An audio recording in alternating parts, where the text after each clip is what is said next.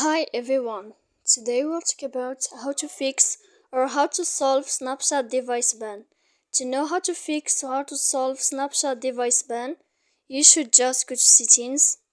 Then in this page you will enter to apps, default apps, app settings.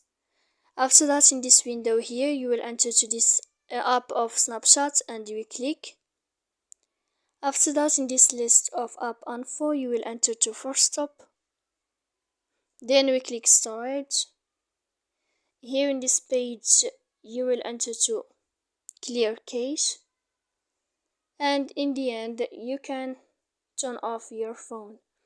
So please don't forget to support us by like and subscribe.